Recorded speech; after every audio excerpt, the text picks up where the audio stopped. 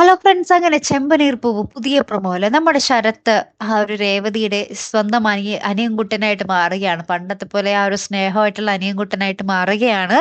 നമ്മുടെ വേറൊന്നുമല്ല, നമ്മുടെ രേവതി ആന്റണിയുടെ അടുത്ത് ചോദിക്കാൻ വരുന്നുണ്ട്. അനിയൻ ഇങ്ങനെ ആ ഒരു കേസിൽ അകപ്പെട്ടല്ലോ, അപ്പൊ അതിനെതിരെ ഇനി ആന്റണി അവനെ കണ്ടുപോകരുത് എന്നൊക്കെ പറയാൻ വേണ്ടി വരുന്നുണ്ട്. അപ്പൊ ആന്റണി ദേഷ്യം കൊണ്ട് നമ്മുടെ രേവതിയെ തള്ളുന്നുണ്ട്. രേവതിയുടെ തല പൊട്ടി ഹോസ്പിറ്റലിലാവുന്നുണ്ട്.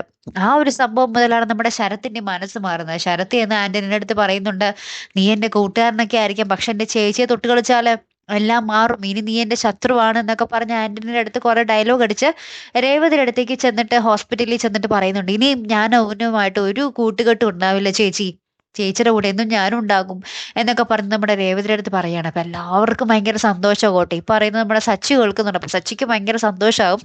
പിന്നീട് നമ്മുടെ രേവതിയുടെ വീട്ടില് നമ്മുടെ ശരത്ത് പുതിയ ജോലിക്ക് പോകുന്നു, പഠിക്കാൻ പോകുന്നു. അങ്ങനെ എന്താ പറയാ, ഭയങ്കര സന്തോഷം നിറഞ്ഞ രംഗങ്ങൾ നടക്കുന്ന ഒരു നിമിഷങ്ങളാട്ടോ കൂട്ടുകാരെ ഏറ്റവും ഒടുവിൽ കാണുവാൻ സാധിച്ചത്. കാത്തിരിക്കാട്ടോ അടുത്തൊരു വീഡിയോ വരുന്നത് വരയ്ക്കും. Good bye.